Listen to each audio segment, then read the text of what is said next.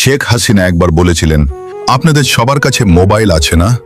এই মোবাইল কে দিয়েছে? আমরা দিয়েছি, আওয়ামী লীগ সরকার দিয়েছে।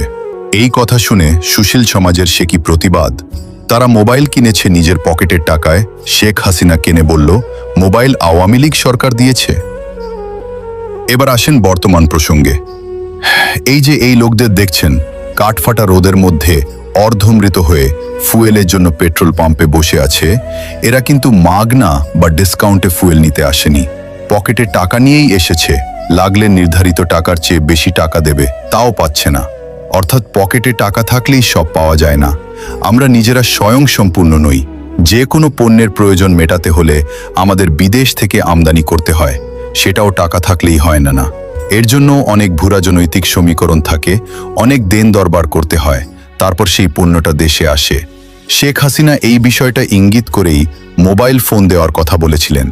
একইভাবে পদ্মা সেতু ও অন্যান্য স্থাপনা যে শেখ হাসিনা বাপের টাকায় না করেও ক্রেডিট নেয়, এর কারণও এটাই। টাকা থাকলেই নদীর ওপরে সেতু ওঠে না। সেতু ওঠার জন্য সেই টাকার সঠিক ব্যবস্থাপনা নিশ্চিত করতে হয়। সেতু তৈরির জন্য অকল্পনীয় কর্মযজ্ঞ চালাতে হয়, প্রয়োজনীয় ব্যবস্থা নিতে হয়, যা সবাই পারে না। শেখ হাসিনা পারতেন বলেই শেখ হাসিনার সময়ে ফুয়েলের জন্য মানুষকে এত কষ্ট করতে হয়নি, যুদ্ধ করে ফুয়েল কিনতে হয়নি। শেখ হাসিনা পেঁয়াজের সংকট নিরসন করেছিলেন 10 দিনের মধ্যে। ফুয়েলের সংকট নিরসন করতেও 10 দিনের বেশি লাগতো না। জটিল ভূরাজনৈতিক সমীকরণ মোকাবিলা করেও এতদিনে ফুয়েলের অভাব পূরণ করতেন। অবশ্যই সেটা শেখ হাসিনার নিজের টাকায় নয়, জনগণের টাকা দিয়েই। কোনো সরকারই নিজের টাকায় কিছু করে না, সব সরকারই জনগণের টাকায় কাজ করে। কিন্তু জনগণের টাকা কিভাবে কাজে লাগাতে হয় সেটা সব সরকার জানে না।